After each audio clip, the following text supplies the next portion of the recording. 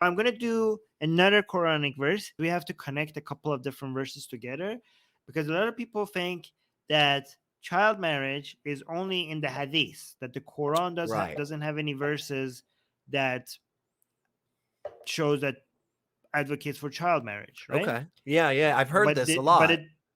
Yeah, a lot of Quranists they have realized how disgusting Islamic hadith is, and some people have tried to just let go of the hadith and let's just stick with the Quran.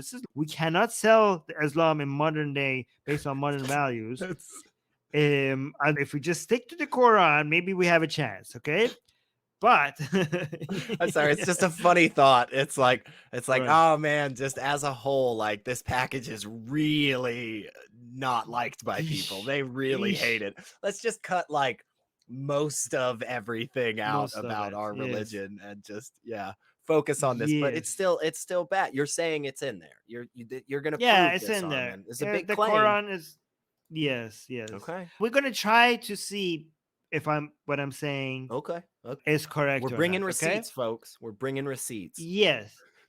Okay, so maybe we're wrong. Okay, so before I show you the verse that suggests that the Quran is a-okay with child marriage, first we have to, and by the way, it's worse than the hadith actually, okay? Because a lot of people, when it comes to the hadith, a lot of people try to question what we mean by children, right? Because who's to say a 9-year-old is a child? Yeah, weird. Because a child-year-old might be an adult in certain conditions, okay? But weird this choice. verse, even though, that's what their excuses are. But this verse, even as bad as an excuse that is, what I'm going to show you is that the Quran makes that excuse not work as well. You say even that terrible excuse cannot work because it is that bad. You're right. This is that claim, man. This is a big claim. Yeah. This is like, I'm talking about child marriage, like based on every definition of a child and ever, even if it's 9. I don't want to be embarrassed here, Armin. This is a big claim. We're taking this on. We might look foolish, y'all. So, okay. Right. So before we understand what we're trying to talk about, you have to get familiar with the concept here. So this is the verse that we have on screen. So it says, divorced woman must wait for 3 monthly periods before remarrying. And if they really believe in God, the rest of it is not important. It is not lawful for them to conceal what God has created in their wombs. That's an important context, I think, because it's basically saying you want to make sure that she's not pregnant. Right? That's what it seems to be saying. She wants make sure she has her period. That way she's not pregnant. Okay. That seems clear. All right. Let's say, for example, you're married, okay, and now you're divorced, and they're saying that you have to wait 3 months.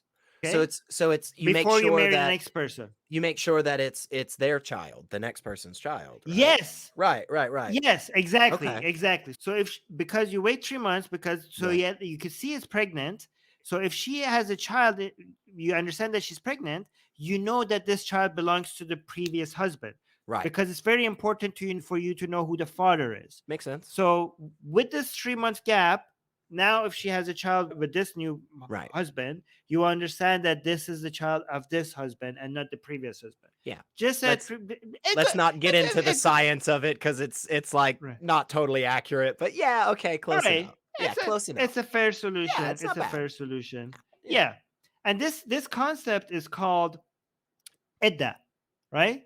There's the waiting period, the 3-month waiting period the woman must observe after a divorce or the death of either a divorce or the death of their husband. Right. Is called an iddah.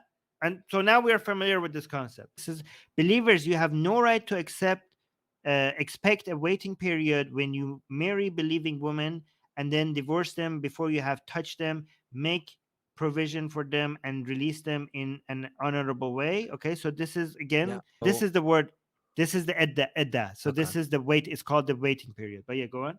Yeah, just it seems if you know you haven't consummated the marriage, you don't have to wait that 3 months. Let them go. Yes. I mean, this is the only release them exception. in an honorable way kind of makes it sound gross and creepy, but yeah.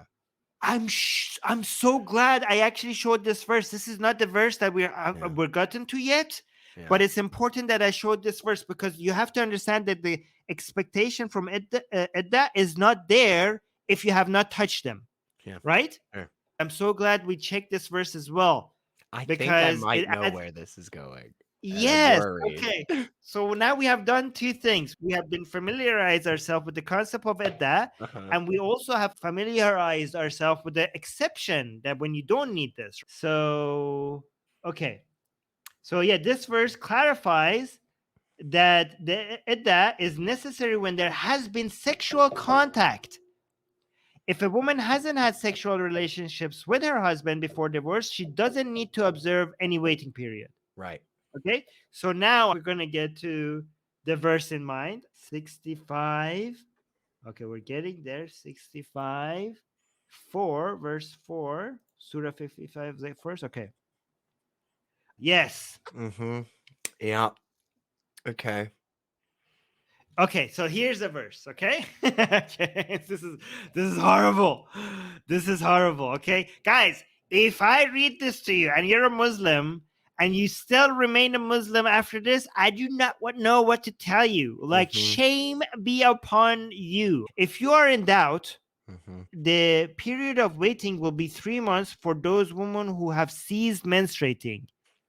Okay. So this is talking about older women, people who don't get period anymore because they are old now. Okay. And here's the second part. And for those who have not yet menstruated, this verse is talking about those wives, those women who were married and are now divorced, but were too young to have a period. Remember, this verse is about women who have divorced. This entire verse is about divorced wives, and it's cutting them apart into 3 different kinds of women. Right. The ones who are too old to get period anymore, the ones who are too young for them to ever have had a period, and the ones who are pregnant. Yeah. So let me read it. If you are in doubt, the period of waiting will be 3 months for those women who have ceased menstruating, and for those who have not yet menstruated, the waiting period of those who are pregnant will be until they deliver their burden. God makes things easy for those who are mindful of Him. That's really gross that it ends that way. Right? That's really gross that this verse ends that way. Okay. So let me see if I'm following, Armin. Right. When you divorce someone Islamically and someone else wants to marry that woman,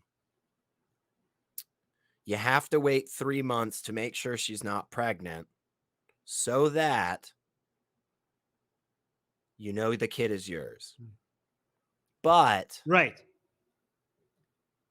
that also somehow applies for people that have not menstruated. I just want to make sure. So does that wait?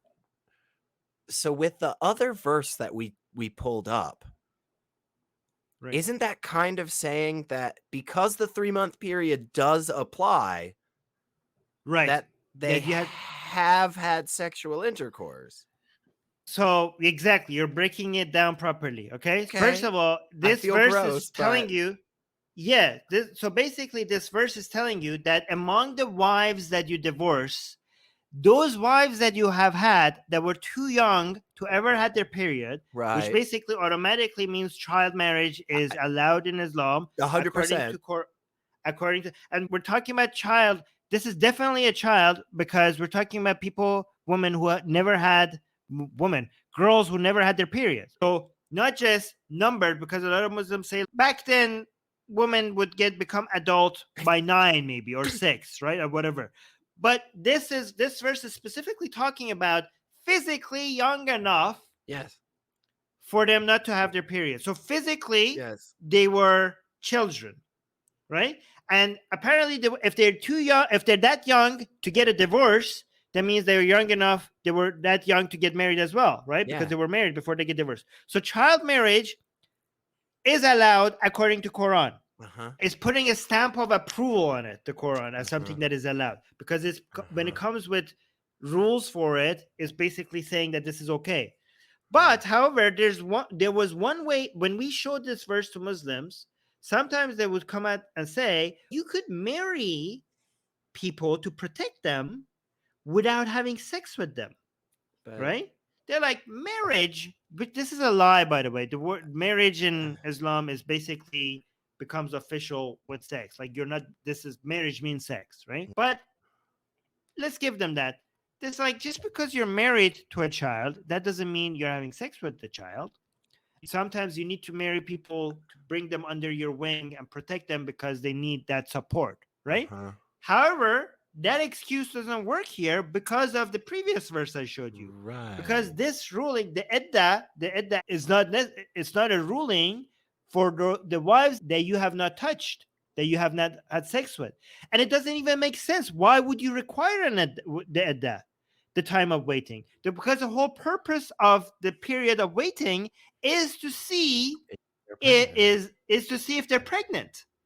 So if you are divorcing a child and you're waiting 3 months before she could remarry, that 3 months is to see if she's pregnant, meaning that Even you have though, been having yeah, even though you know she hasn't gone through her menstruation yet, which is Yes. weird, but it just seems to solidify that, yes, you must have been having Had sex with that child. sex with her. It just Right, seems to right, really right. solidify that. Right. Yeah. Oh my gosh. Yeah, exactly. Yeah, it seems pretty obvious what it's saying Yes. here, in my opinion. It seems like it's pretty clearly saying that, yes, you can in fact have sex with children, and when you divorce them, make sure that you wait a few months so that they're not pregnant, because that person definitely had sex with. I don't see how you get out of this one, Armin. I don't see how Yeah. you can excuse this. Yes, and just to be clear, every single hadith, every single tafsir, which means a commentary, interpretations, and commentaries on this verse, and the hadith referring to this verse, unanimously interpret this verse to be referring that other category to be talking about girls too young to have their period as wives. Like, we're not, if you think that this is our interpretation of it, this is the interpretation of every single Islamic scholar, including people who Arabic is their mother tongue for the past 1300 years.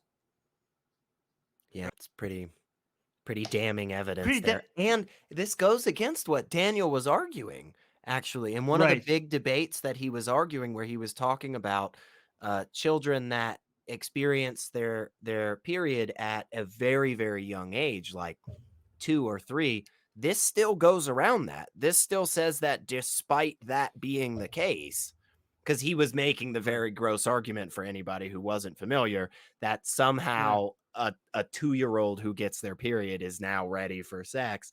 But again, this verse still goes around this. This verse clearly says that doesn't even matter.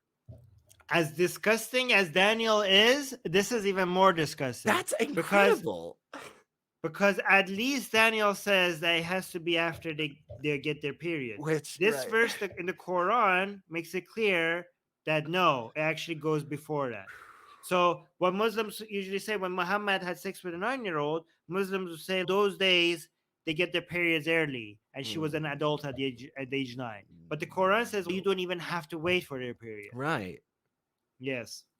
Man, that's really gross, Armin. I started feeling really gross when I was putting it together a few minutes ago. I was like, wait, but if that's the case, then that means, oh my gosh, ew, like, oh God, okay. Well, again, guys, it's not us. We're not saying, you know, that the Quran allows this for Muslims. We're not saying it. The Quran is saying it, right? Allah is saying this. This is the divine word.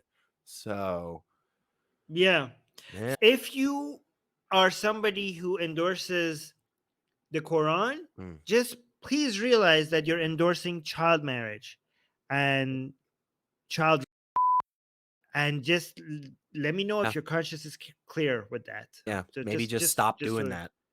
Just Yeah. stop doing that. Yeah. Yeah. You don't have to be a Muslim. You don't have to be supporting disgusting teachings like this. You know, we could maybe reconsider. Just maybe. It's so much easier. I sleep so much better at night, Elliot, knowing that I'm not supporting child marriage and children. It's just life is better that way. It's honestly amazing to me that To the try it. Catholic Church is still an organization, and that yeah. people still read the Quran and say that it's good. So yeah. Yeah. After this, For at least for the Catholic Church, which is it's a not place that does directly not, in their teachings. Yeah, it's I not mean, in their Bible. yeah, at I least. mean, yeah, the bar is This is yeah, the bar is insanely low. Oh my gosh, what a world, y'all.